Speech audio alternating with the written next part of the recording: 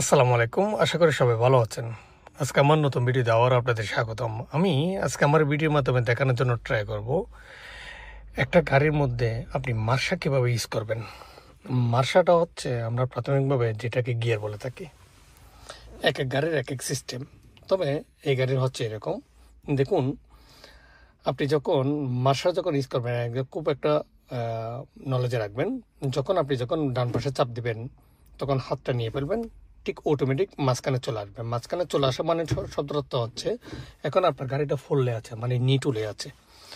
আপনি বাম পাশে চাপ দিয়ে উপরে হচ্ছে 1, নিচে হচ্ছে 2, এবং মাঝখানে উপরে হচ্ছে 3, তারপর নিচে হচ্ছে 4, ডান পাশে উপরে হচ্ছে 5, এবং নিচে হচ্ছে ব্যাক গিয়ার, যেটা রেত্তর মার্শা বলে। একটা জিনিস নলেজে রাখবেন, যখন আপনার মোটর যখন আপনার গাড়ি যখন স্টার্ট করবেন না, তখন মার্শাটা অতি সহজে কিন্তু মুভমেন্ট হয়।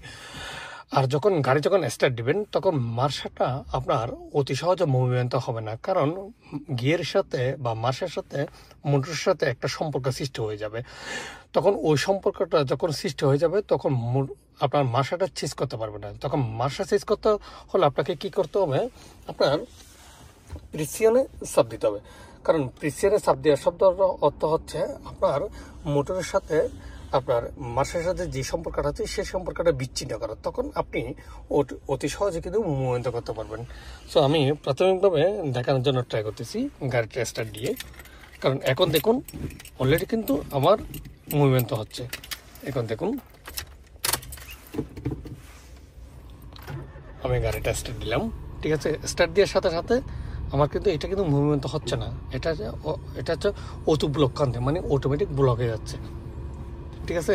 তখন আমাকে কি করতে হবে, ওরা প্রিসিয়নে চাপ দিতে হবে। দেখুন এটা হচ্ছে প্রিসিয়নে চাপ দিবেন, এরপরে অটোমেটিক মার্শাটা পরিবর্তন হচ্ছে। আসসালামু আলাইকুম, সবাই ভালো থাকবেন।